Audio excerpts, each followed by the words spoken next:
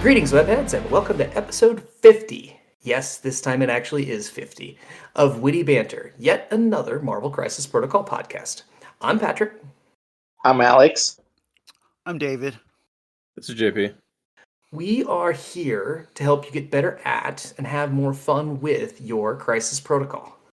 So, 50 episodes, guys. I mean, our podcast has reached middle age. Does that mean that we need to start dyeing the podcast hair an unnatural shade of black, wear t-shirts a size too small, and it'll start driving a sports car? I think Just that's feed what it blue happens at pills. middle age. Oh, that's good. No, we Did gotta Sam do Raimi the- get a hold of our movie? yeah, I was like, we got to do the Peter Parker dancing really creepily in the street. I feel like there's so many merchandising opportunities. There's so many people that could be advertising in our podcast right now. Clearly, you have a target market for it. So, anyway, Webbers, we've got some new stuff that's gotten spoiled and released that we're gonna talk about. But we want to do a little business ahead of time. First and foremost, one of the benefits of being a Patreon, which you can do for as little as $1 a month at patreon.com/wittybantercast, is that we have giveaways. And we are going to be giving away the Blue Marvel and Spectrum box. And the winner for this giveaway is our own local Will. So, Will, congratulations. We will be getting you your box presently. Thank you for being a Patreon. Thank you for being a part of the neighborhood. We really appreciate it. We've been talking about ways to give you some extra benefits for being part of the Patreon. And there's a couple things we've thought about. First of all, we thought about doing some bonus episodes. We've tried that a little while ago.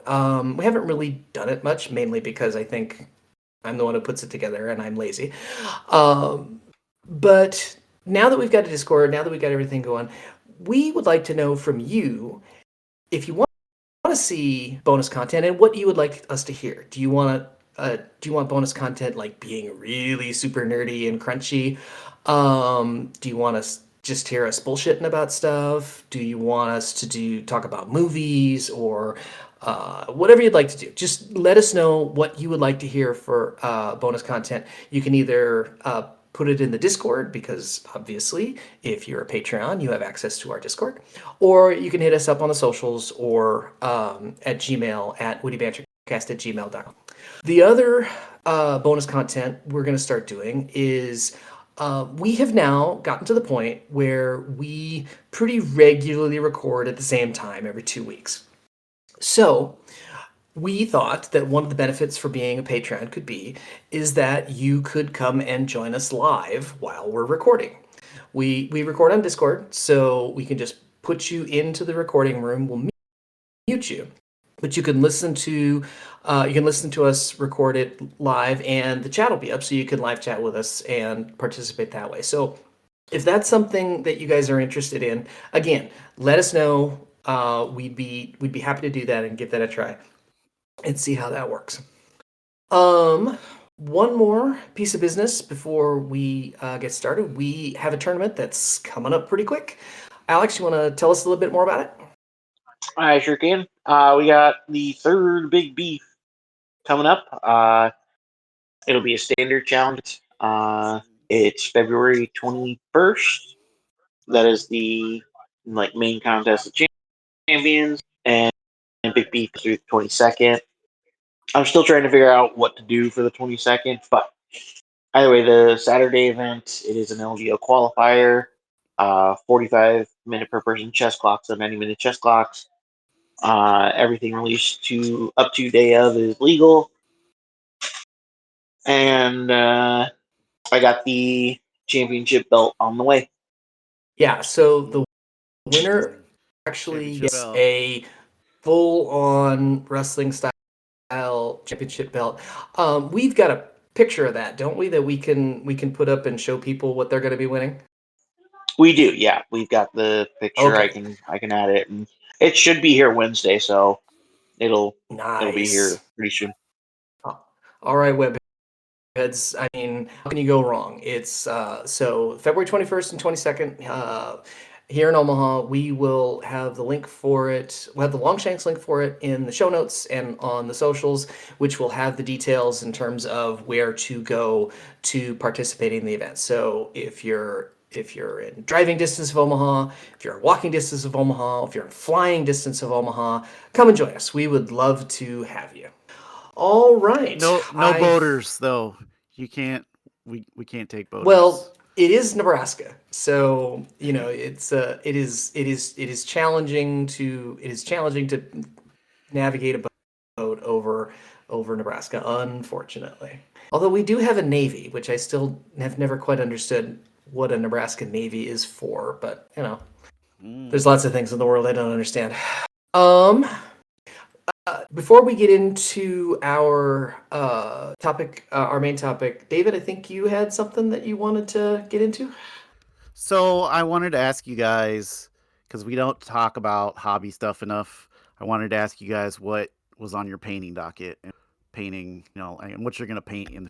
I've got Domino that I'm like reworking on, and I decided I'm gonna paint Heimdall because I'm gonna add him to my X-Men roster. And I finished painting the Prime. I'm gonna add the Prime too. So, JP, how about you? What's on your table? I have to put some more work on Dormammu, some more work on Namor, and I have to start and complete Fury Jr. and the Grunts, which I'm not looking forward to. You don't like Alex? the ropes? How about you? Hey, we don't kink shame on this podcast. You know that, David. Yeah. So I am not painting any models for gaming purposes right now. I've got some projects for the Worthy for Adepticon that I'm still trying to finish up. I need to go back over Angel's Wings. I am not very happy about that yet. But the actual models, I'm just about done with them. I technically have to count like the Sentinel bits that I'm doing, so I guess technically they're not done, but it'll be super easy, and then the board's done. You should. And this is because you're gonna do the first class of X-Men, right? That's what. Yeah, it's gonna be first class. I'm doing 2 entries. I'm doing first class, and then I'm also doing the scene where Venom and Carnage meet for the first time. You And they have absolutely sloppy Uzi 6, Prison 6. Basically, I think that is guaranteed an award of some kind at Adepticon. You should if you haven't already, you should post some of those on the hobby channel on the Discord. The work is amazing, and the effort that you're putting into it is fantastic. I can't wait to see it finish. I've only been able to paint for like 30-45 minutes at a time, so it just feels like I've been working on the same thing forever. But I am trying to get Red Skull Master of Hydra done. I have the grunts basically done, but they're awful, and I'm horribly disappointed with how they've come out. But I'm also not really willing to start over because they're grunts and they're soul destroying to do. So I may just leave them the way they are. I'm pretty close to being done with Skull, and I actually am pretty happy with him. I've been since since he can switch back and forth between 2 different things with his empowered gauntlets. I've always thought, because he's got the 2 lightning bolts, I've always thought they should be 2 different colors because to reflect the fact that he can do 2 different things. So I'm anxious to see how that comes out. I've also got King T'Challa, which I've got base coated, and I'm going to work on him. And then I ordered like a month ago. I almost forgot. I ordered a Peacemaker from Etsy, and that's going to be showing up next week. And even though I have a ridiculous MCP backlog that I should be working on, once Peacemaker shows up, I think I'll probably be painting him. Is it just Peacemaker in the suit with the helmet on? So it's Peacemaker, and one arm he's pointing a big gun, and the other arm he's got cocked up and eagles sitting on his shoulder. Yes. And then there's a big old American flag in the That's background. awesome. It's exactly what you would expect a Peacemaker model to look like. I have no idea what I'm going to do with it. When I did Homelander, it was, Gladiator was just about out, so there was an obvious proxy for it. I don't know if what I'm going to do with Peacemaker, but that might. I mean, maybe this is a Patreon only thing, but Peacemaker might be my single favorite TV superhero content that's come out. Period. It's just I love it so much. Peacemaker is It's pretty really good. It It's makes so much. It's so much what? Go ahead. It's just so much better than it has any right to be. The writing's really good for sure. Mm. It makes me wonder if Peacemaker wouldn't be the first in line to like join ICE though. Oh, I don't think there's any Well, question about I mean, that. which version of Peacemaker? Yeah. Which makes me like him a little less. Yeah, I totally agree. I totally agree. But without spoiling anything, the way the second season ended kind of does really tell you, like, he probably would have joined ICE, but he probably would have taken a while to realize exactly what he was doing. So yeah. Now, Vigilante totally would have joined ICE. You think? I don't know. I don't know Well, if Vigilante would. maybe not. Yeah, maybe that's unfair. He would have liked the violence part of it. But yeah, you're probably right. He probably wouldn't. Now that I say that out loud, that's probably unfair to him. Vigilante was a lone wolf. He didn't associate with organizations. That's true. That's true. Yeah, and I don't think he would be the government's like puppet or Gestapo or something. That's true. Yeah, you're right. That's fair. That's fair. That very much is probably more a Peacemaker thing. That's a fair point. That's a fair point. Put some respect on Vigilante's name. I'm so sorry, Adrian. I am so sorry. I Please love that character. please don't shoot me gratuitously. Yeah, I remember, like, I read the Vigilante comic when it first came out. So when I heard he was coming in to the Peacemaker show, I was like, what's this going to be? And the fact that they've turned him into comic relief, but also a character that has some depth. JP, I guess at the end of the day, you're right. It's an incredibly well-written show. All right, so Webbits, how about you? What do you got on your patent desk? What are you working on? Let us know. Let us know what you think of Peacemaker. What should I proxy Peacemaker for? But let's get into our topic of the day. We've got a whole bunch of stuff that's gotten spoiled, so we need to start going over it. So let's start with we went over Adam Warlock, but we got what I think is a pretty substantial part of what he is and what he's going to be in terms of his tactics card. Is Cosmic Awareness. It's Guardians of the Galaxy card. After deployment, Adam Warlock may play the card. When the card is played, set it near the battlefield instead of discarding it. Place one shield token on the card. Adam Warlock gains the following leadership ability. It is your active leadership. Cosmic Awareness, Guardians of the Galaxy. When an allied character attacks, defends, or dodges, modify dice step, it may use this leadership ability. If it does, choose one of that character's dice and add a token matching that die's result. Set aside Cosmic Awareness card. Then remove a different token on that card and change the chosen die's result to match that token. This leadership ability can modify skull results and can be used only once per turn. Additionally, and this feels like a big additionally, this character may use the superpowers of Infinity Gems without paying the power cost. So, David, can you sort of translate that in terms of how this leadership works? So, let me start off by saying I really, really like it. There's like so many things you can do with it. Mm-hmm.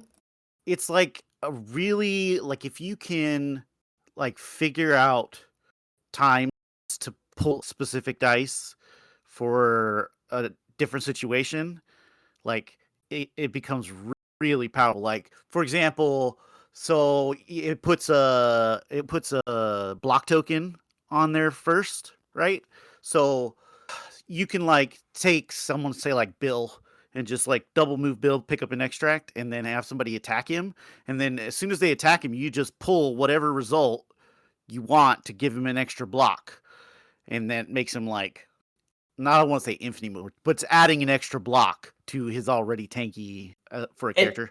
So and like, then you take then the die face that you change. So like, so let's say it was a say it was a hit instead of a block. Then there would be a hit token on the card, and then next turn somebody could swap something out for a hit. Is that right? yes. So you really want to be trying to like see if you can get wilds. I think wilds are probably the best result you could, because they're either they work on both sides, whether offense or defense. So then you don't have to worry about like trying to like if you pull a hit, you may not be able to use that when you're defending. I mean, you can, and there's like there's situations where that's actually pretty good. But basically, what you're doing is you're basically you're swapping out results for the results that you want at a given time, which if you can plan it out right is really good. Like for example, going back to my Bill example, if somebody attacks Bill, right, and he pulls a dice to like change it to add an additional block, you can also like you can like pull block to pull a wild out of there if you blocked too many, right? Like if your opponent only did 1 damage and you're like, well, I got Bill, I can reduce. So like I can pull this wild out of this result for the block and it's fine. So like it's like it's really good. Like there's so many things you can manipulate, like being able to go like maybe for example, say you are running like a Tony and you just want to push somebody.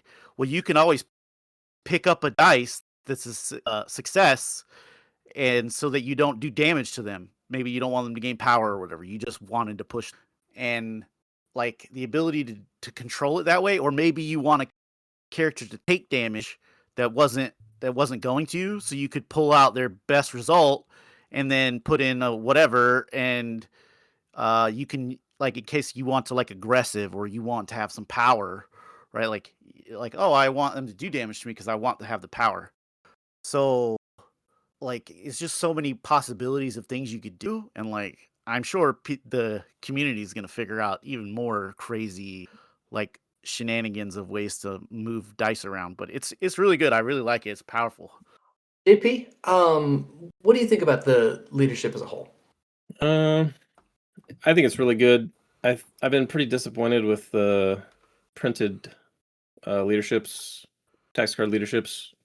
I think this one is an exception for me, though. It's really good.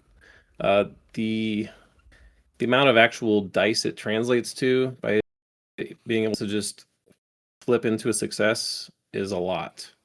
Like we've talked about it before, but on a normal model that doesn't have like any kind of count skulls or martial artist or something, there's only 3 out of 8 sides on the die that give you a block. So just being able to flip into a block is worth almost 3 defense dice, and being able to flip into a hit success is worth 2 attack dice.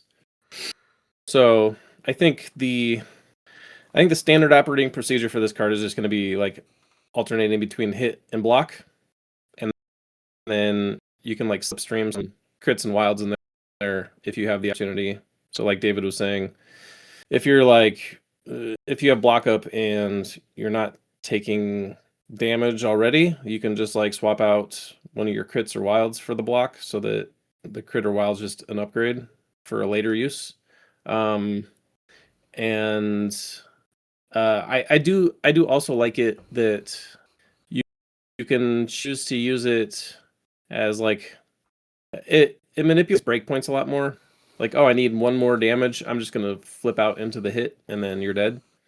Or like, okay, I'm like taking way too much damage right now and I rolled like a wild on block, I'm just gonna swap out my result for the wild and then die because I'm gonna die anyway, so I might as well upgrade my die, or upgrade my D6 or my D8, not my die. Yeah, so I think that like just being able to manipulate the quality of your dice non-randomly is going to be really strong. So one other note about this. Uh-huh. So the way the leadership works is it's considered modifying dice. So if you have a character that stops dice modification, like for example, Agent Venom, Mhm. you can't modify. But however, you still could pull a result from the pool. You just can't change one of your dice. So like say AV attacks you and you block whatever and you're like, well, I just really want to get a wild right now. So you can just pull the wild even if you can't change the actual like dice result. So the token exchange happens one way or the other, even if something like AV's ability blocks the actual changing of the die's Yeah, result. you just can't change the result, which is, I mean, if that's what you're looking for, that's fine. Like you just Right. go, okay, well, I got this result, whatever. Also, going back to my breakpoints Oh, idea, I don't love the idea of swapping out to block or blanks or rules because they're kind of useless most times, unless I guess if you're running CGR or something, or maybe you have like a martial artist that could Or use a you have blank. But Red I just don't. Skull. Yeah, but then you're splashing Red Skull. I don't know. They're weird use cases. I don't really Yeah, agree with. I hard don't to really agree. hard to But imagine hard to imagine what, Patrick? wedging CGR and Adam Warlock into a roster Oh, just for the threat level. Mm, I could maybe see it you could do it. depending on where the meta You shakes could do out. it. But Yeah. but with the breakpoint thing, like I don't hate swapping out a blank or a skull to my leadership card if it's gonna keep my guy alive on one, Mhm. or if it's gonna exact lethal an opposing character. Totally worth. So like, I think it's going to be mainly like alternating hits and shields, but there will be instances where you'll deviate from that. But I think that's going to be the bread and butter of the card for sure. Alex, what do you think of the leadership as taking into account the kind of the dice manipulation thing, plus the ability to use gems for free?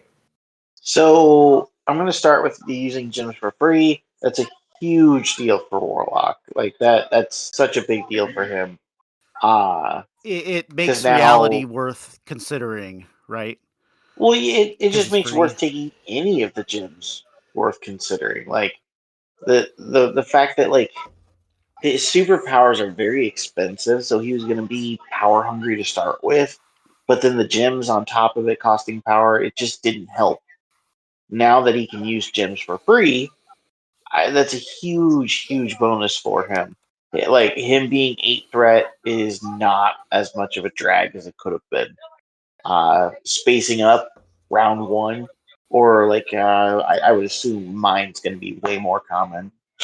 Uh, Using the mine gem for free is just such a big deal. Now his leadership Well, with the the dice other thing manipulation. too, well, and I was gonna say with reality, right? You could do weird things with like picking up certain dice because it counts as a crit. Yeah, exactly. So you could basically like go, oh, I rolled a skull, but oh, I need to make this a crit. So I'm gonna pull the crit and put it in my pool so I have a crit. Yeah, Which is I don't. that's kind of cool actually.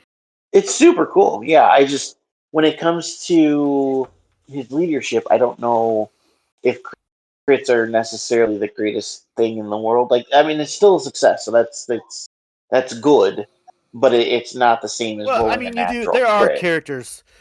There are characters who have like crit triggers, right? Like, isn't Oh, for sure. what's Bill's throw trigger on his spender? Isn't it crit I wild something? I think it's crit hit wild. Yeah, So I it's like mean, 3 or like 4. I never get it, having so the ability to I don't pay attention to it. having the ability It's to pull a crit to get the trigger is yeah, Oh, it's crit hit absolutely. wild. It just crit hit wild. Yeah, Crit hit it's wild. just not the same as like a natural crit. no. Yeah, you You can't obviously actually don't get to. explode it. It does count for Right. Yeah. both sides of combat though, which is the second best Absolutely. result. Absolutely, So I agree. so when Warlock first came out, we I think had a consensus that we were pretty down on him, that he wasn't the juice wasn't worth the squeeze in terms of the threat that you were getting. Since then, Real quick, Patrick, I did want to mention yes, one I'm thing sorry. No, about please do. leadership. I didn't mean to step. Don't want to step on you. Go. Please No, do. you're fine. You're fine. I did want to mention with the leadership, you could also manipulate it the other way.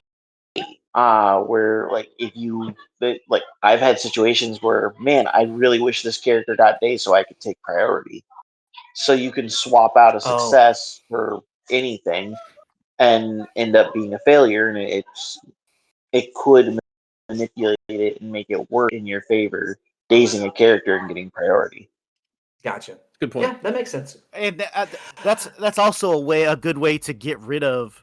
Now that I'm thinking about it, like say you have a skull in your pool, like maybe you could just pull the skull down, even if like say you're gonna daze and you're gonna daze, you just pull the skull down because you don't want the skull. Right. So, anyway, so kind of thought we had the consensus that we weren't terribly impressed with Adam Warlock. Since then, I have been somewhat surprised that at least in my consumption of other content creators, yes, there are other Marvel Crisis Protocol podcasts. We're aware of this.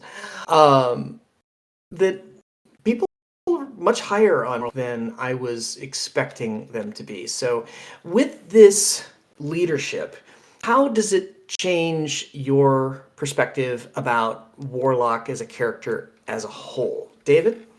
So, I mean, one, the leadership is so good that it's probably just worth taking him for it. But it also like the removing the power constraint like completely changes how he works, right? If you take reality or mind, or even if I mean, he does have his own port, but I mean, like double porting is still really good, like especially because you could do it for free. So you could double port on round 1 and like punch something at range 3. That's pretty good. JP, I think Um, you. Oh, I'm sorry, David. I didn't mean to cut you off. I think it also like the leadership itself adds to his durability, right? Like especially if you're taking reality, because it's like now you're taking reality and now you're able to pull a result from the card, and he's got DR to 0 like Thanos. So you're like, this guy can be really tanky all of a sudden. JP, I think you were probably the most down on Adam Warlock when he was released. Um, has the leadership? What has it done to change your perspective of the character?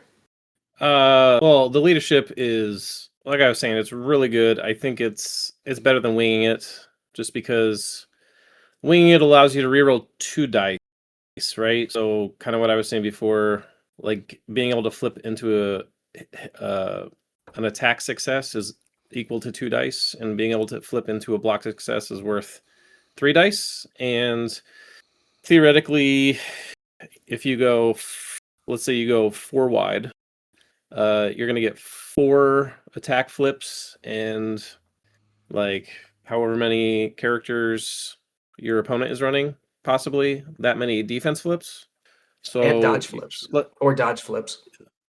oh yeah, that's yeah.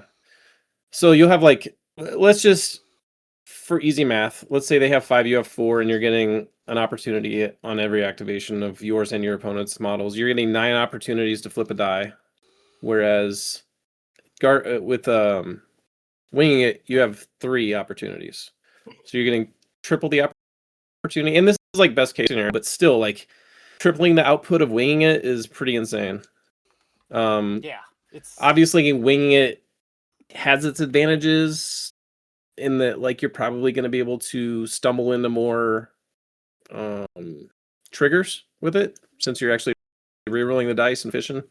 But just raw efficiency, this leadership is pretty insane. And the other side of it, I really, really, really hated that he didn't have Thanos's printed text, gems cost 0 or whatever. That really bugged me, because it made it so that gems like the Reality Stone were just so taxing for this guy. Like, Yep. Reality Stone would have been good, but like having to pay for that thing all the time is just going to tax his power so bad. Like, he does have sap, but like it's only six dice at range 3.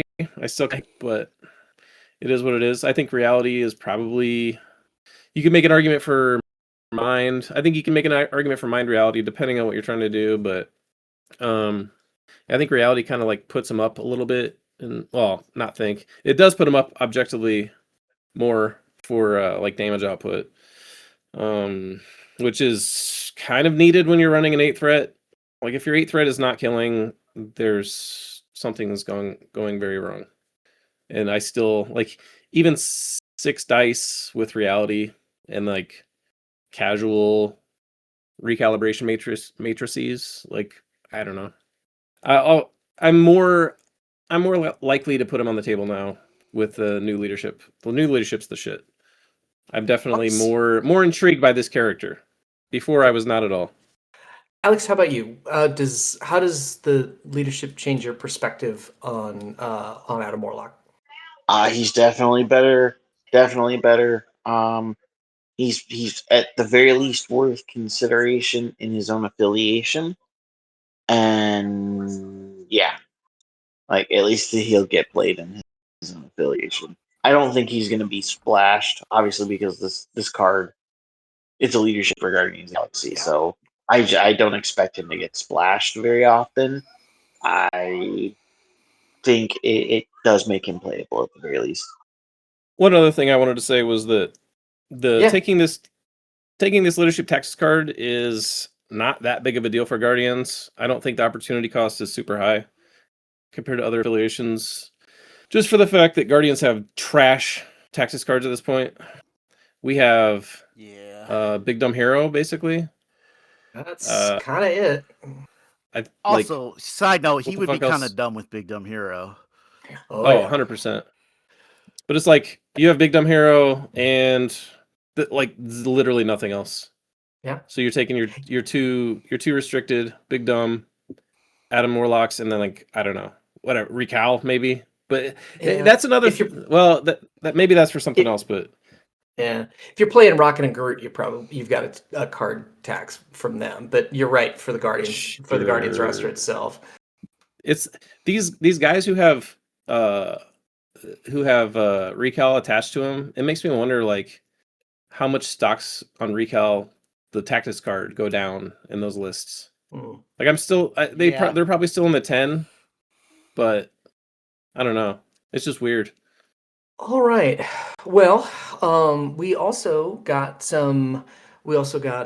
information on Adam's boxmates, the other 2 new Guardians of the Galaxy. The first we have is Moondragon. Moondragon is Heather Douglas.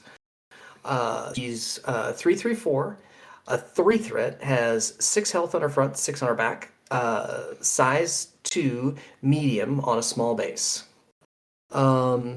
David, anything kind of stand out to you in terms of Moondragon's stat line? Real quick, 1 second. Did you say she was on a small base or a medium base? Oh, she is on a medium base. I take that. You're right. I apologize. She's on a medium. She's on a 50 millimeter base. You're right. Thank you, Alex. I appreciate that. So, I mean, like, for a 3 threat, her stats are pretty good. Like, being a medium mover on a medium base is good. Like, 3/3/4 is, I mean, standard 6/6 is good for a 3 threat. So, like, her stats are pretty good. I like her. She has 2 attacks. First is a Mystic attack, Psionic Barrage. It is range 3, Mystic, range 3, 4 dice. After the attack is resolved, the character gains a power, and on a wild, she gets Rapid Fire. Makes an additional Psionic Barrage attack targeting the original character. Second attack is her Spender, Mystic attack, Dragon of the Moon. Range 2, 7 dice, 3 power.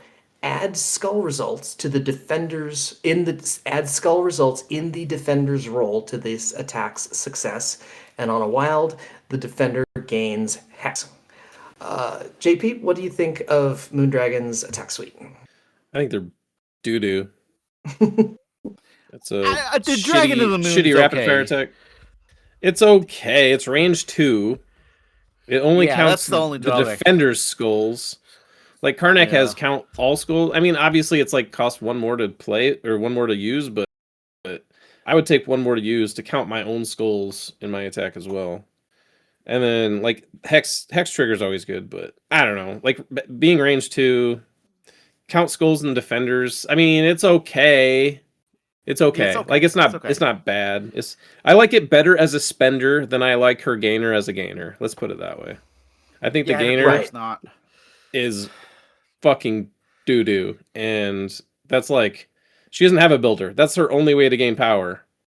Yeah. That and like if she takes a gem. So Well, I mean, like yeah. think about That's how much worse this is than like Bucky's builder, right? And everybody's like, I mean, Bucky's like vanished, right? yeah, when It Bucky is- got the buff and then got the nerf again to like be wild instead of hit, like everybody dropped that dude like a fucking bag of trash. Yeah. Oh, That dude was it is a off the radar. 44.91% chance to roll a wild on 4 dice. Yeah, it's not good. Yeah. Don't love it. Range 3 She- also, like what are we doing? I don't know. It's just a bad Oh. rapid fire. Like Yeah. do we have It's a worse the- rapid fire? I don't think so. Deadpool's. Deadpool's Yeah, is like Yeah. his is like wild hit. Oh, that's true. Yeah. But I mean, and He's this also isn't got He a- has the reroll though. He does it's have not the reroll. attached to the attack, but he inherently has a reroll. So Yeah. like you're pushing more damage just through the attack with that, and it's increasing your chances of getting your trigger. Like this is just so sad.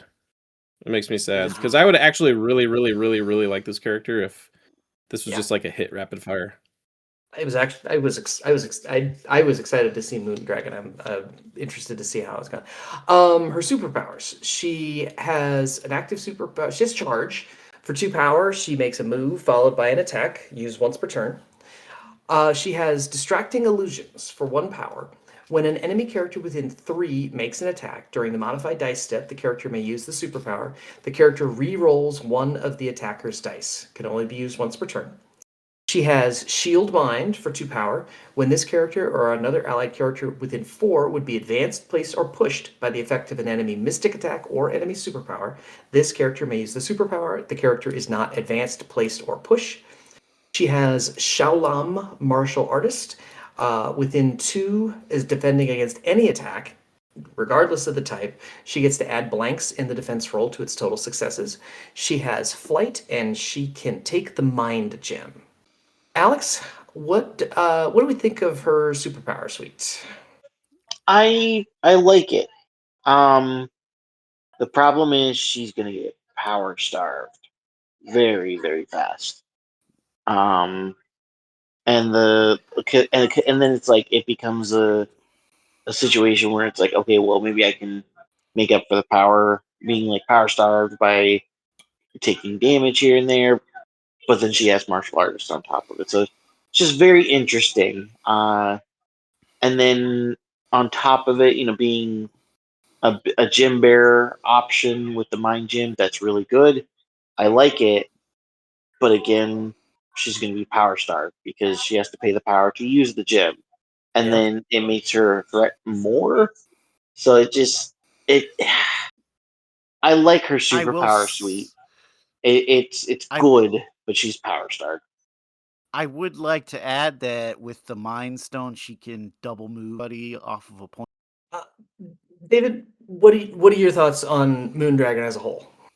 All right, everybody needs to get a shot ready because Oh, I already God. think she's pretty good in Convocation. Like her Drink. She's got mystic attacks. She's a medium base. She has her Witty Banter. Like the fact that you could like bump into range 3 to be able to use your Witty Banter is pretty cool. And she's got martial arts, right? So like being able to bump into martial arts range is like fantastic. I think she's pretty good. I do wish her builder was a hit rapid fire, but with Warlock's leadership, because she is a guardian, with Warlock's leadership, I mean she could always like pull her wild results, get the rapid fire, which is good. and she can, because she has martial artist, right? She can switch blanks out too, right? I like that, especially like if she rolls out and she's like, "Oh, you got a wild. Well, I'm just gonna make," and I can pull a wild up, which is good. I like it. Yeah, I think she's a pretty good character for a 3-threat. You could make an argument for Mind. Mind is, I mean, 4-threat gets a little. You start getting into like a little bit like of the better quality character waters. Like you're starting to get it. It's harder for her to compete at that 4 spot. But having the Mind Stones, extra power, and the ability to like move people is still very powerful. I like it. I think she's good. There's two tactics cards that involve her. We'll go over the one that is dealing with her, and then there's one with her and Quasar that we'll review after we talk about Quasar. The one for Moondragon is the Douglas family. It is unaffiliated, active. During Drax or Moondragon's activation, one or both of these characters may spend any number of power to play this card. If 4 or more power was spent to play the card, choose an enemy character. If Drax is on the battlefield, put a Vengeance token on or move an existing Vengeance token to the chosen enemy character. Then Drax may advance medium towards the chosen character.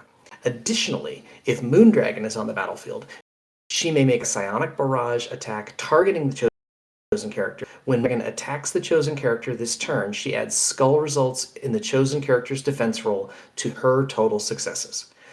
JP, is this card any good? How much do they have to spend? 4? A total of 4 between the two of them. Well, Gives Drax movement. That's never a bad thing. do they both have to be on the table? I can't pull it up in Jarvis. No, is- they don't. No. I was just gonna say you could just have Drax do it, or you could just have Moondragon do it. Correct. So the reason I don't like the both of them to play it is that you have to have both of them on the table, and that's just kind of weird. I don't know if I and they have foresee to, putting there's Moondragon. And there's also the fact that Moondragon's attack has a range, so like in its range 2, right? Because it's wait, what is it? No, is it the builder or the gainer? Or it is a gainer. spender? Okay. The Sonic Bridge. Yep, it's her gainer. So she has to be in range 3 of the target hit. Like if she's in Drax's activation, right? Not. Yeah. If this is played on Moondragon's activation, never mind. Well, she would then she'd get a third attack, right? Because it's not an action. Yes, she would get a third attack. I'm gonna say I don't like it just because these cards never kind of work out in reality. I do like a card that lets Drax take a medium move for free, because if there's one complaint that someone might have about his card, it's that he has no action economy. So getting a free medium move is good, but 4 power is a big tax, especially on these two characters. I'm trying to think. Are any of the other team up cards let you play the card and not require both of the characters to be on the battlefield? Because I mean, this one you could just take it as a Drax card, or you could take it as a Moondragon card. I think the new one, the new Pepper Potts and Tony Stark one, doesn't. Oh yeah, like you either. Yeah, but okay. I don't know. As far as existing ones, I'm not sure. I'd have to look. I don't pay too much attention to them to the nuance of each, because I don't love them. Usually the team most cards, of them aren't. Yeah, they're not great. Any final thoughts on Moondragon before we move on to the third member of the box? I'm gonna say that she's at 3-threat. She's really tanky. I'm not sure what she's doing except for just being annoying. I could see her being run at 3-threat and just being like, "Hey, I'm an X-Ret carrier. Interact with me," kind of thing. Because with martial arts and the distracting illusions, she's actually in 6/6. She's fairly tanky. She just has that crappy gainer, even at a 3-threat. I do like the idea of throwing Mind on her, and she becomes kind of like a Timu Bill, but like it gives her more power, and it opens up control into her kit, which is very like, man, she becomes like a total Swiss Army knife if she has a mind gem. She's just hamstrung by that gainer that just gets worse as she goes up in threat. Like a 4 threat with that gainer is just terrible. You're basically taking her as a control piece that can like fuck with your opponent, like with distracting illusions and stuff, mind shield or shield mine and yada yada. I would probably advocate for 4 threat over 3 threat, though, at this point in time. Right. All right. I wanted to add about that tactics card. So yeah, I don't hate it on Drax, like getting a medium move, but I kind of despise it if you're just going to take it for Moondragon, because it's 4 power that you're probably not going to net. You're not going to net your power that you spent into it. And like, if you don't roll the wild, so what? I count skulls. Like it doesn't. It ends up not great. The reward on Moondragon for that card is really bad. Yeah, it's not good. And also, the fact that it says additionally makes me wonder if, I mean, it's clear that Drax can use it. I'm not 100% sure that there's at least a way to read that card saying additionally that you have to have Drax if to play the Moondragon part, which I don't know that Moondragon would ever take this card just by herself to pay 4 power, given the fact that she's never going to have any power anyway. But I just it's weirdly phrased. So, all right. Anything else on Moondragon before we move on to Quasar? Nope, I got nothing. All right. Quasar is Phyla-Vell. She is 3/4/4, has 7 health on her front, 6 on her back. She is a 4 threat, size 2, medium move, and she is also on a medium base. JP, anything stand out with regards to Quasar's statistics? The 7 threat kind of pops out at me. Or not 7 threat. The 7 health for a 4 threat pops out at me. For sure. Yeah. Everything else is kind of like 3 physical kind of sucks, but that happens with 4 threats. It's yeah. whatever. Like, and we'll get into kind of some of her defensive tech on her card when we get into it. She's got 2 attacks. First is Quantum Sword. It is an energy attack, range 2, 5 dice. After the attack is resolved, power equal to damage dealt. On a wild, she's got a Pierce. Change a defender's crit, wild, or shield to a blank. Her spender is Nega Quantum Blast Wave. Beam 3, 8 dice, 5 power. On a wild, you incinerate, and you pierce. Alex, what do you think of Quasar's attack suite? It's pretty fucking solid. I really like it. Those energy attacks. I at this point I feel energy is probably the best attack type. That spender is bonkers. A beam 3, 8 dice that is incinerate on wilds. That's fucking bonkers, man. That's so good. Incinerate and pierce. It's expensive. Yeah. Pierce everywhere. It hits hard. She has her superpowers are she has charge, spend 2, move followed by an attack once per turn. She has quantum bands, spend 2 power, choose an enemy character within 2 and roll 4 dice. The character loses power equal to the number of crits, hits, or wild results. If the chosen character would lose more power than it has, it suffers 1 damage for each power it could not lose. The chosen character does not gain power for damage suffered in this way. Superpower can only be used once per turn. She has Force Field. When the character is targeted by a physical or energy attack, it may use the superpower. Costs 2, add 2 dice to the character's defense roll. And she has Kree Titan Hybrid Physiology. Costs 1. When this character suffers damage from the enemy effect, after the effect is resolved, it may use the superpower. The character removes 1 damage or 1 special condition from itself. Only can be used once per turn. She can fly, and she is immune to poison and stun. David, what do you think of Quasar's superpower suite? She is definitely very close to Rogue. Like, her and Rogue's kit are like, I mean, they both have charge, they both have the immune absorption. Like, she adds dice, and instead of DR, she heals, which is like kind of the same. I mean, it's not as good, but it's something. and she has immunity, poison, and stun. So like, I mean, Rogue is immune poison, bleed, That or sounds poison right. at least. I think it's just poison. Yeah, I think it's just poison. But either way, like her kit, like she's similar, extremely similar to Rogue, which is a good thing because Rogue is a good character. So like, she doesn't have the Well, terrain throw, but who cares about the terrain throw, right? Like the nerfs. she's just probably like, better than whatever. Rogue at this point Yeah, she probably is. because like she doesn't have any of the throw stuff. But she's got more health than Rogue too, doesn't she? She Yeah, does.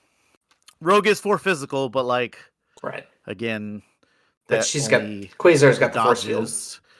Yeah, and she can add dice, so like I really like it. I think her superpowers are really good. So we'll get to her card. It is Power Couple. It is unaffiliated reactive. During the power phase, Heather Douglas, that's Moondragon, and Phyla-Vell, that's Quasar, may each spend 1 power to play this card. This round, while within 2 of each other, Heather Douglas and Phyla-Vell cannot be advanced, thrown, or placed by enemy effects and reduce the cost of their active and reactive superpowers by 1 to a minimum of 1. Alex, is that a good card? I think it's fine. I would have to see it in play, but but then I'm also thinking like how much play is she gonna get to begin with? You know, I don't know. I think it's fine. She being Quasar or she being Moondragon? I'm sorry, I should have specified Moondragon. I think Okay. Quasar is gonna get played more than Moondragon will. I don't know. I kind of like Moondragon. Yeah, but you also want to get everybody drunk as fuck off of this fucking podcast, so that's completely different. Hey, what you choose to do in your own time is. So what do we think overall of Quasar as a character? David, we'll start with you. What are your overall impressions of her? So I think she's pretty good. Like I like her kid is solid. She's slightly. I mean, she's kind of tanky. Um, like having. I do like the synergies with Warlock's leadership, right? Because if she pulls down a wild on her attack, she's like doubling up because now it's a pierce. So like that's pretty good now because now you're adding two successes essentially, which I really like. And like the beam is really plus an good. incinerate if she does it on her beam. Yeah, it's just good. I could see her like there are places maybe you could consider splashing her. Like I don't hate her in like OG Steve. Like she might be pretty solid. Like double move, mutant absorption is always good, right? Can't go wrong with that. Yeah, with all those wild triggers, Steve 3 might work too. Yeah, Steve 3 might be pretty good too. I don't hate Steve 3. I was thinking that maybe she might be good with Chuck X-Men, considering the fact that she has like a 1-cost superpower that she can, and then she's got like the reactive and she's got the active charge and the active mutant absorption. So like, I think those synergize with Chuck's kit, like with Chuck's leadership pretty well, or any of the power. Well, maybe not any of them, but like I do like the idea of like if you can power her up, some cool stuff. Like her beam it's really good. It's expensive, but it's really good. So like getting her power is like the way to go. JP, how about you? What do you think of Quasar as a whole? You know, when they first spoiled her, I was kind of underwhelmed. But now that I'm looking at her again, I think she's actually pretty good. Her attacks are good. The quantum sword has a short range, which is kind of, I don't want to say uncharacteristic for Guardians, but it's a bit of an outlier. The charge she has does a ton, definitely make up for that. Yeah.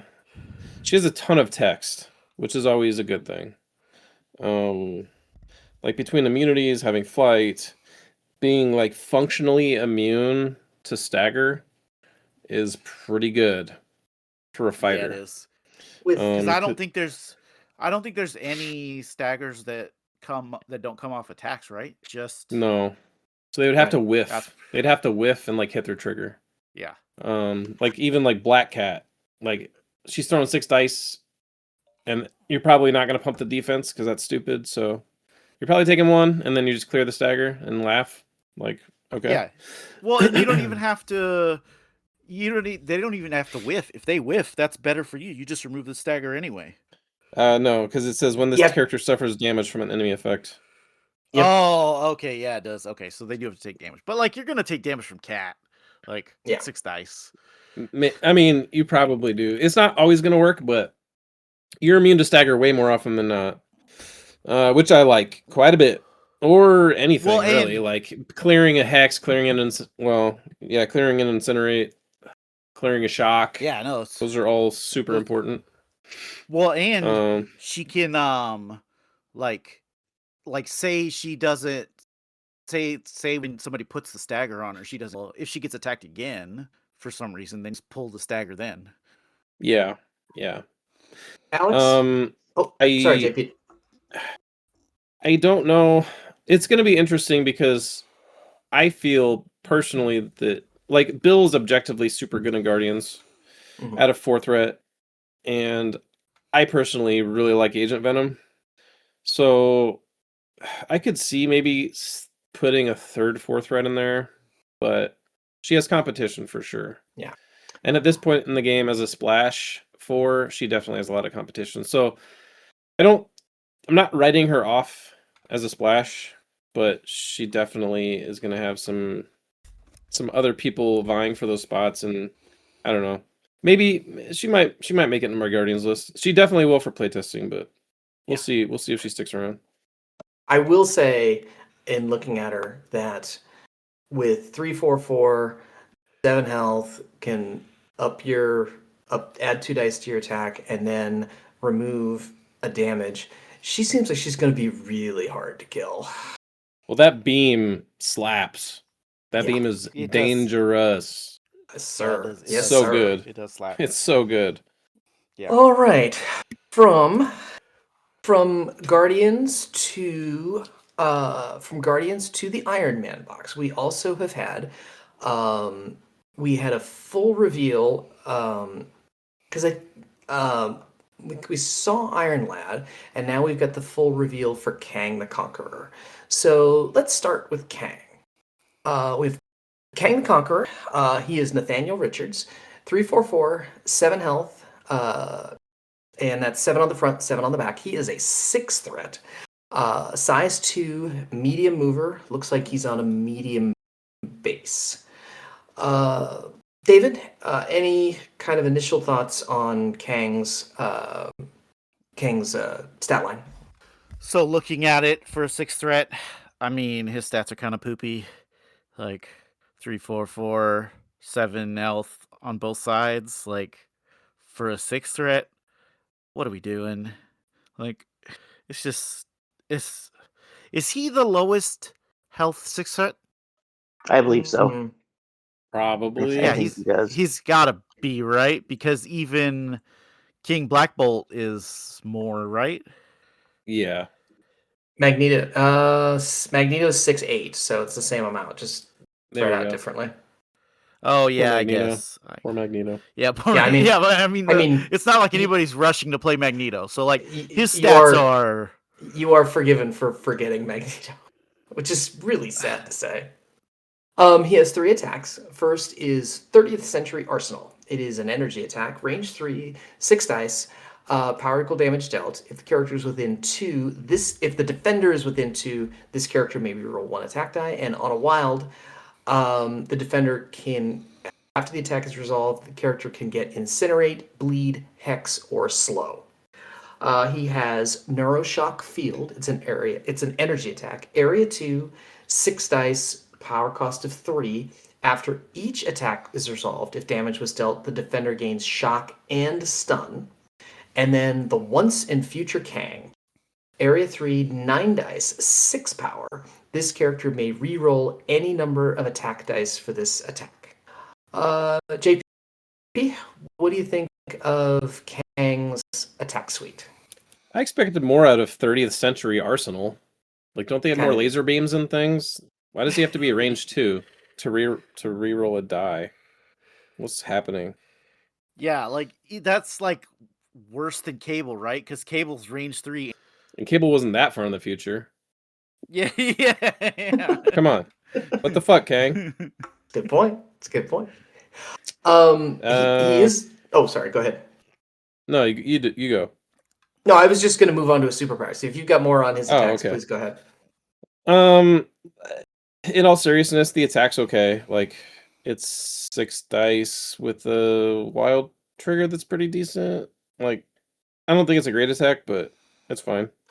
It's a builder, so the area attack is okay, I guess. Like, it's not screaming awesome, that's for sure. His other attack though, the six power one, it's very expensive, but it's very good combined with the leadership. Being able to just seems like game some of those Neuroshock Field. Seems like Neuroshock Field could hand out a lot of conditions if you set it up right. Yeah, like 6 dice is 6 dice. It's fine. It'll do some things sometimes, and other times it won't. So it is 3 power, so like the power cost on it. Sure, but like look at Thor, OG Thor. He's got three power for 7 dice, and it doesn't have to do damage to give shock. And he's a 5 threat. Yeah, it's not. I don't know. It's definitely not amazing. His superpower suite. He has anti-gravity device. Choose an interactive terrain feature of size 3 or less within 3. Throw it medium. Only use once per turn. That costs 3. He has temporal rewind. Costs 4. When this character is attacking or defending at the end of the modified dice step, or after the temporal rewind superpower has been resolved, this character may use this superpower. The attacking and defending characters re-roll all their attack and defense dice. He has neurokinetic chronal armor. At the start of this character's activation, it may place itself within one of its current position, remove up to 1 damage from itself, or remove up to 1 special condition for itself. Additionally, the first time each turn that this character re-rolls dice after the effect is resolved, it gains 1 power. Kang can fly, and he is peerless. David, what do you think of Kang's superpower suite?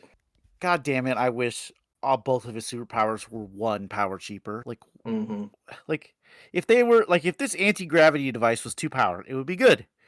The fact that it's 3, it's like I'm not really it's not great.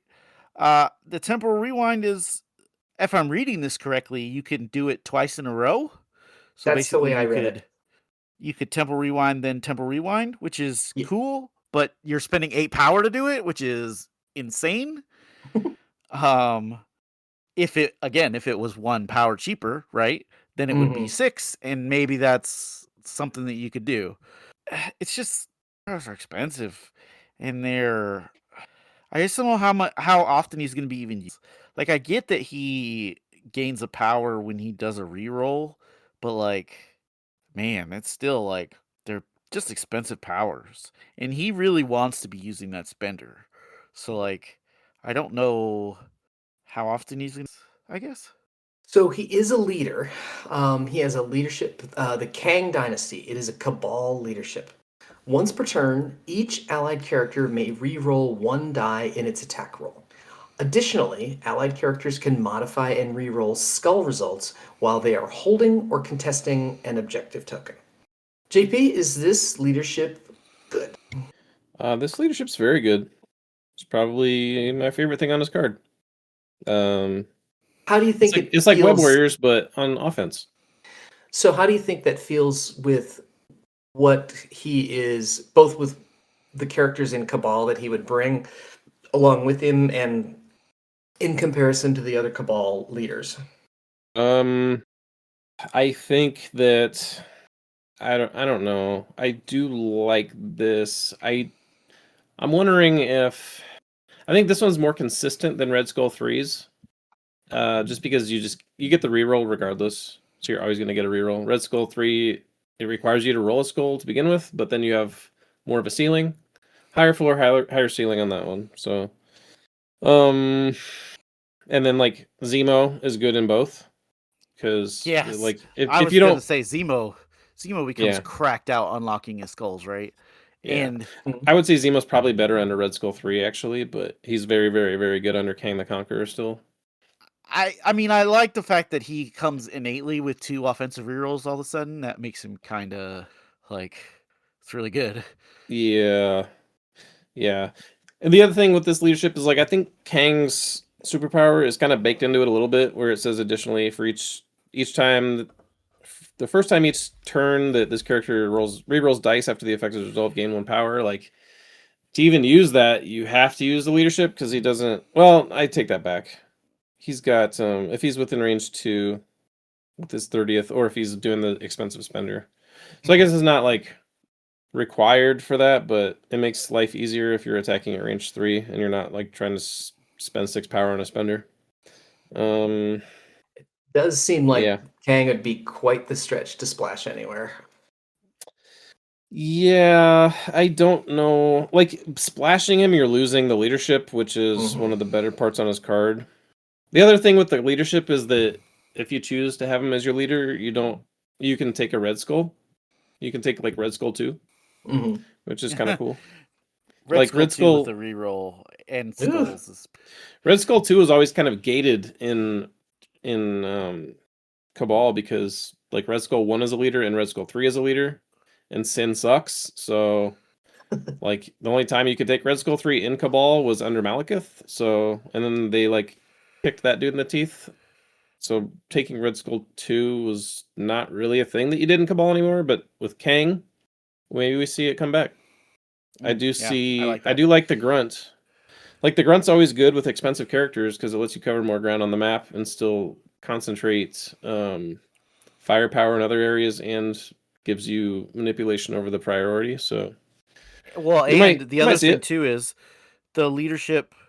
Well, actually, I think this works on Grunts and Red Skull, right? Because it says each allied character. Yeah, which is good. That's good. Yeah, it gives you 2 rerolls in Red Skull's activation. Oh my god! Master of Hydra's grunts with a reroll. No, please, I don't want to think about that. Well, and you add Zemo to this, and now it's like they got 2 rerolls, including skulls. All right, I think so. I was gonna say, I think with Kang, I think you are kind of incentivized to literally always play Zemo every time you're playing with this guy, because giving him the defensive reroll is like a very good boost for his power generation, which I really like. So I would consider. I think it goes without saying you just run Zemo in every Cabal list. Like, yeah, I mean, it doesn't matter what it is. You just take Zemo. He's probably. He's probably the best Cabal character. We're kind of at the point where we're saying it goes without saying you just run Zemo in every list. I mean, you're not far off. I know.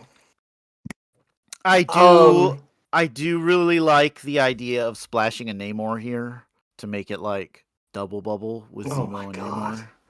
Like that could get a little ridiculous.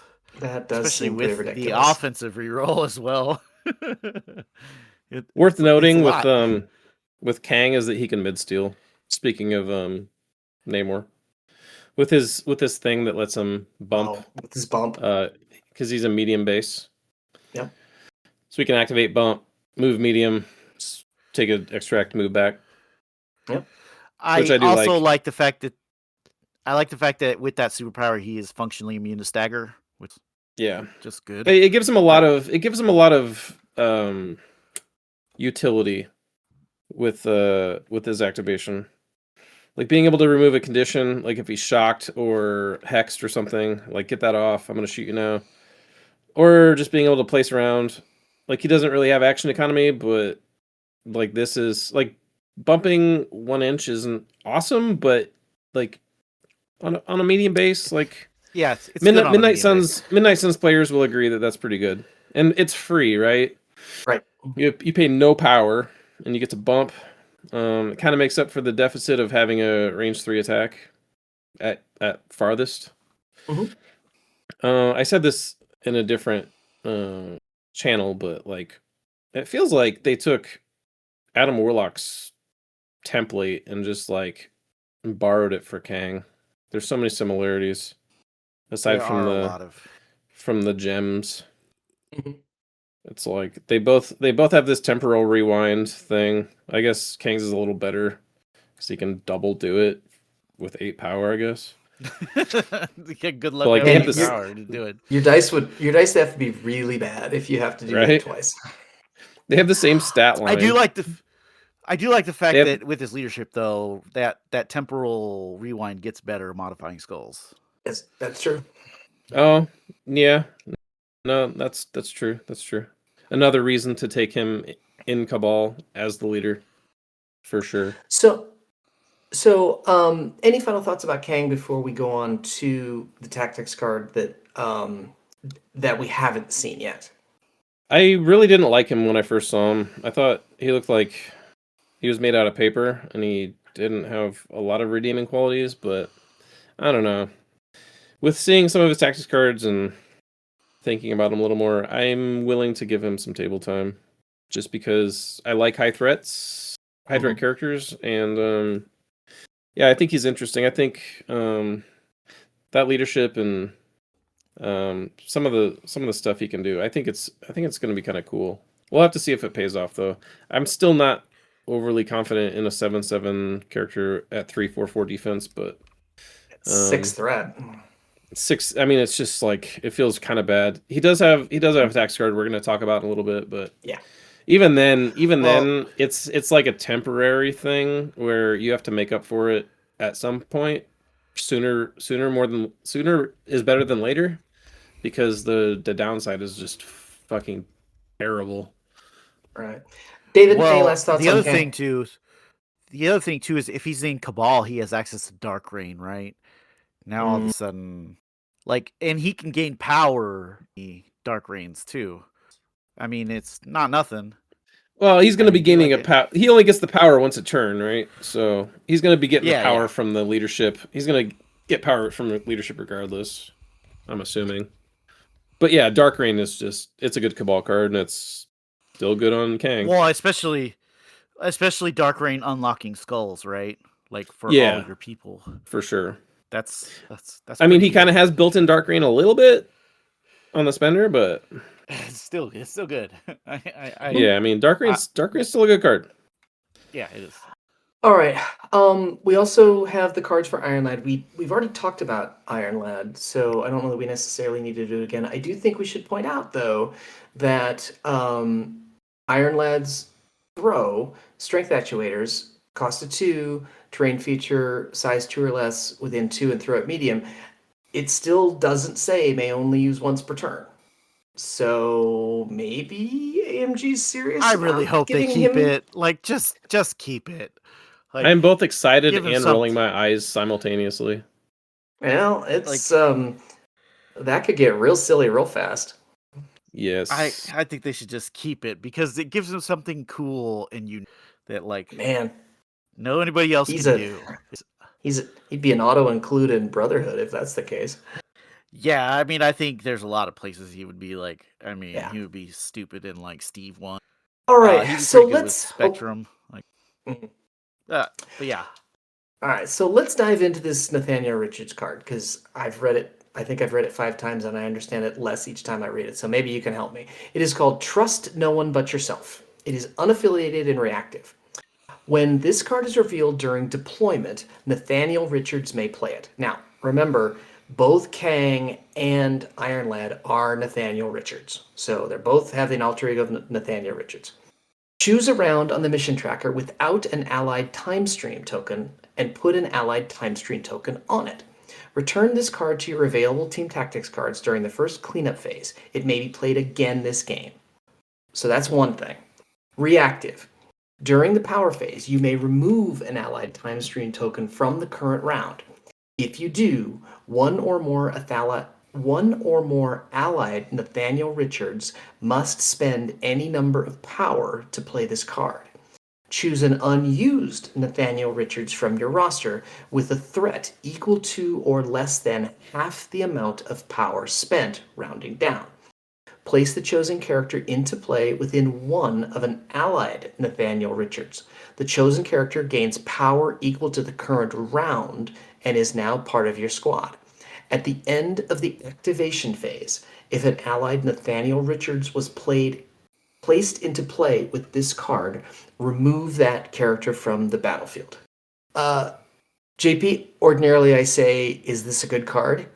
I'm just now going to say, what the fuck does this card mean? All right. Well, let's set up a few things before we even get into it. There are only going to be 2 guys with alter ego Nathaniel Richards, correct?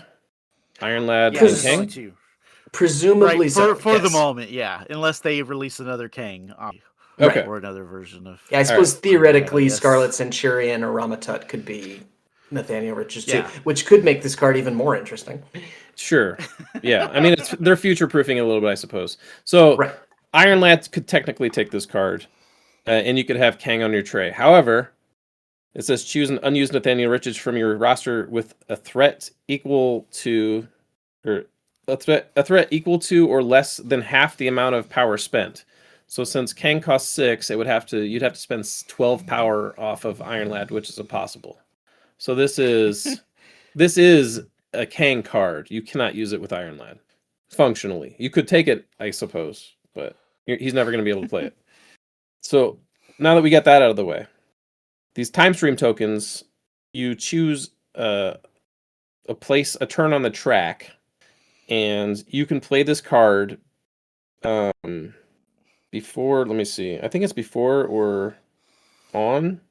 You Remove. initially so You can remove it from the current round. Okay. So it has to be, you have to time it perfectly with the round that you chose at the beginning of the game to bring out your dude. Right. And then they gain power equal to the current round. Right. So if you bring Iron Lad out on round 4, he's going to have 4 power, and this happens in the power phase. So you could activate Iron Lad technically at the top of the activation phase if you wanted to, with 4 power, assuming that we put the time stream token on round 4.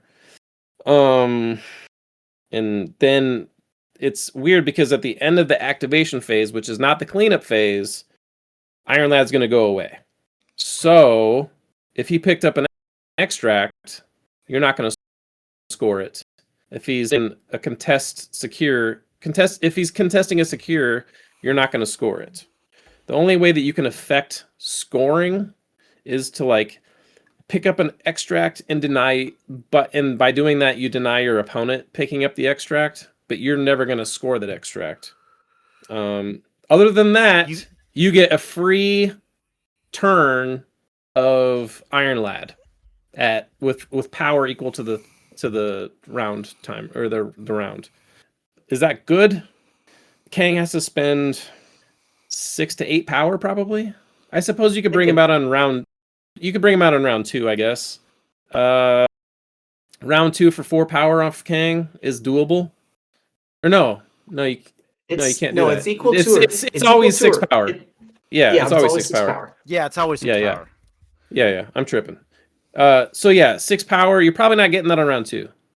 So it's gonna be a round 3, round 4 card. Round 5 is getting weird because it might not go to round 5. And you also have to keep in mind that you have to choose a round without the time stream token on it. Sure, and that we'll get into that because there's one other card that has a time stream token. Yes. Which, spoiler alert, I think using both of them in conjunction with each other is slightly better. It's mutually beneficial to have 2 time stream tokens on the table for the other card, because that's the other card that's not. I don't believe that one requires you to have. It doesn't require you to be in the specific round that the time stream token is in. So it doesn't require. It still is without one. Yeah. Okay. So it would make it so that you could have 2 time stream tokens on the track, so that you could have more options for the Trust No One But Yourself card to be played.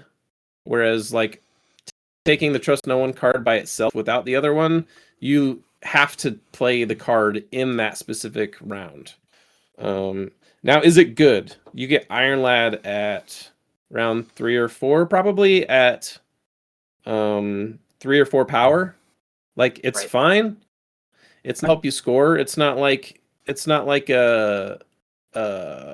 Sinister bringing out a dude and like just having the dude forever. It's not like Dark Restoration bringing a dude out, having the dude forever. Like you get him and they don't score and they're gonna do the thing that they're gonna do and then they're gonna go away. I don't know. It's okay. I don't hate the card. It's gonna mess with your prio too, obviously, because like if you're putting another body on the board, you're going wider. You might lose prio with it. That could be an issue. I was gonna say on the scoring issue, right? The fact that you could do this on a pay to flip and he can just like flip some points, like that's pretty good. Yeah, I mean that's the best case scenario for it, right? But other than he rolls out and you've got an Iron Lad's activation worth of attacks for attrition purposes. Yeah. Or you pop him out and he's got the defensive thing. But although I don't know why you would want to defend with him, because he can only use that on people attacking him, so it's not like Crimson Dynamo's shield. Mm-hmm. So they'd probably just ignore him since he's going away anyway. Why throw attacks into him? So yeah, that doesn't work. I'm trying to think of the use cases for this card. It's a cool card. These cards kind of remind me of Mephisto a little bit, where they're really nuanced and interesting and fun. But when you boil it down, is it a good card? I don't know. I don't hate it. I don't think it's worthless, but it's one of those. It's such a strange card that I think I would want to like play it before making a real decision. So I'm kind of whelmed by this card, though. Honestly. So I will add something that I just noticed. So between this card and his other card, right? If you put 2 tokens on the track, he can use chrono manipulation. He can use it twice because it says you may remove an allied time stream token from the current round. So if you have one in the one round and then you add another one with the other tactics card, now you have 2 of them. So you could do this effect twice. Wouldn't you have played the tactics card though? Oh, like maybe. I mean, yeah, you're right. I guess you can't do it twice because it says you have to play the card. Yeah, I think what you. Just as a quick reminder, we went over chrono manipulation when it was spoiled at Mini Stravaganza. So, just brief summary: it's the same kind of thing. You put a time stream token on a round. In the power phase, Nathaniel Richards can spend 4 power to play the card.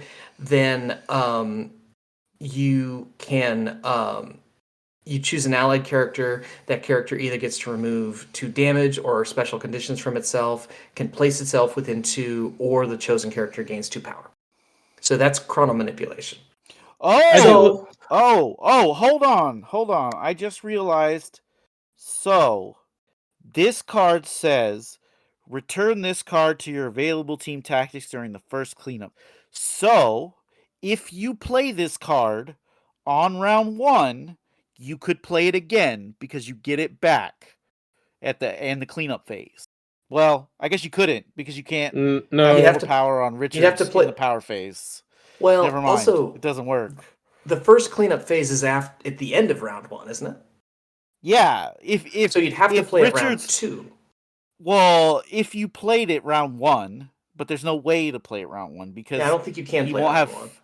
Because he doesn't have 4 power in the power phase. Right. That would be the issue. But I'm trying to figure out why it says return this card to your available. It's because you're playing it.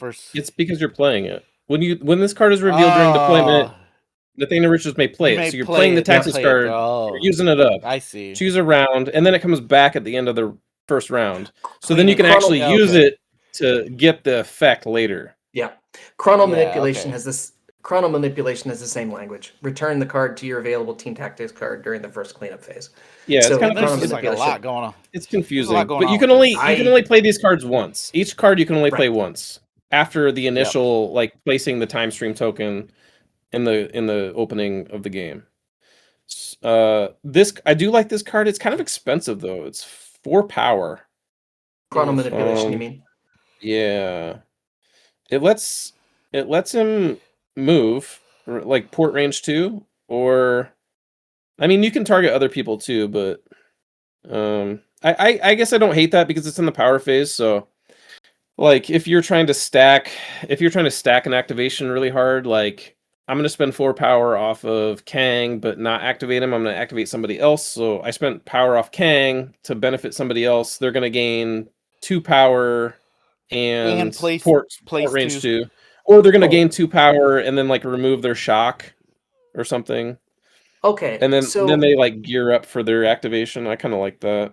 yeah, so chrono manipulation, if you play it in a round with a time stream token, you take the time stream token, you get 2 of the effects. If you play it in a round where you don't have a time stream token, you can only get 1 of the effects. Mm. So you could play it if you put your time stream tokens wrong, you could still play it and get 1 of the effects. But if you get your time stream token right, you can get 2 of the effects. And if Well, you I take the guess that other tech- card, you get 2 time stream 2 tokens time stream tokens. on the tracker. So you Right. have more So- of a chance of getting the 2. And with the other card, like I was saying, you could pop Iron Lad out in one of 2 rounds now instead of having to do it on the 1. And you can't play it on 1, so you got 2 cards to two tokens to put on 5 rounds. And realistically speaking, you're probably not ever going to put it on round 6. So really, it's you've got a window of 4 rounds to put 2 tokens. I'm anticipating rounds 3 and 4 Mm-hmm. are going to be kind of like the money. Yeah, Possibly round 5. maybe 5 for the to bring an Iron Lad. Yeah, for the I was Yeah. thinking that for the trust no one but yourself. It really depends on like how much threat is, or like how many points are on the table. Yeah, yeah. If it's viruses and lockdown, maybe you put it on 5. Yeah, like there's more of an argument there, but I think 3 and 4 is kind of the sweet spot for these two. I think you're right. Okay. Yeah, I mean they're fun, they're cool. I don't know how much Mephisto cards are getting used at this point. These might go the same way, but I don't know. They're so weird and wonky and different. They're definitely going to need table time to make an actual like educated decision on if they're good or not. So we went over Iron Lad already, but we did get a card for Iron Lad that we didn't have before. It is Data Backup. It is an unaffiliated reactive card. When an allied Vision would be KO'd, Iron Lad may spend 5 to play this card. Vision is not KO'd. Instead, he removes all damage and special conditions from himself and drops all objective tokens he is holding. So, David, is this a good card? I was gonna say as soon as you said Vision, you could just stop reading the card because it's not gonna be good. Like, no offense to Vision, he's just a dated character. Like, unless they fix him like randomly, which I don't believe he's like. I mean, I guess I wouldn't put it past him, but like, it feels like it's been forever since Vision is at the table. So like, he probably could have used a redo like 2 years ago. Yeah. I mean, it's Vision. I guess you're getting him back, but are you playing him? Like, are you gonna play this in Cabal? Do you play this with Iron Lad? What do you do with this? I don't know. I don't think it's not. It doesn't feel great to me. I don't know. JP, what do you think? So Vision comes back, but he's still injured. So you're gaining Vision's injured side again. He keeps all his power, which is good. He drops his objectives, which sucks, but it's to be expected. So you can have a super juiced Vision on his injured side. It does not remove his activated token, so if you use him before he got KO'd, he's still activated. The problem I have with this card, aside from having a Vision tax, is that it costs 5 power off Iron Lad, and he has to have that 5 power exactly at that window where Vision is KO'd. Yep. So I don't like it because of that. Like, the 5 power is a lot of power to expect Iron Lad to have at any given point in the game. Like, you literally have 1 window to play this card. 1. If Iron Lad does not have the power, Yeah. the card is useless. And he needs half his maximum power to do it. Which on Iron Lad, like if you've looked at his card, that guy wants to spend power. His spender's very Right. good. His terrain throw's very good. His Yeah. little Witty Banter thing is very good. Like I don't know. That's the why I don't like this card. It's 5 power. If it was like 3 power, I would think about maybe using it more because it is a good effect. And it could you could play Vision so much more aggressively. There's no range requirement on this. You could play Vision super aggressively, like as long as Iron Lad had 3 power or whatever. Be like, oh, Vision's back. But 5 power, I don't know. That's just kind of too much of an ask for me. I don't think it's a terrible card, but it's not quite there for me. Well, and again, it's requiring you to. I mean, I don't think Vision's like a dog shit character. He's definitely showing his age, but like he's got a range 4 beam with sap energy, and he's got like a size 3 character throw. He's still fine. Like, he's not amazing, but if you can get Vision with 18 health, like, he gets better. Yeah, and you just play him more aggressively, like kill him, do it. But yeah, Okay. I don't know. Not a huge fan. All right. So just to kind of do a wrap up of everything that we've talked about, everything kind of from Adam Warlock all the way to the Nathaniels Richards. Is that how we say it? Kind of as a whole of everything that we've gone over. David, what's maybe the 1 or 2 things that stand out the most to you in terms of the new stuff that we've learned? I think Warlocks leaders, and I think I mean, I like Guardians, and I think Guardians are good. I think this adds another layer to Guardians that they were probably like the ability to go like taller and just kill things. I don't know how it's gonna be in the current Crisis layout, right? Like some of the Crisis are just gonna score too fast to make this viable. But if you play all the slow Crisis and you happen to get into a situation where you can go like 3 tall and just smash somebody on like intrusions or something, that might be pretty good. Yeah, I really like Warlock's leadership. I think it's good. I think he's gonna feel pretty amazing with reality on him, not gonna lie.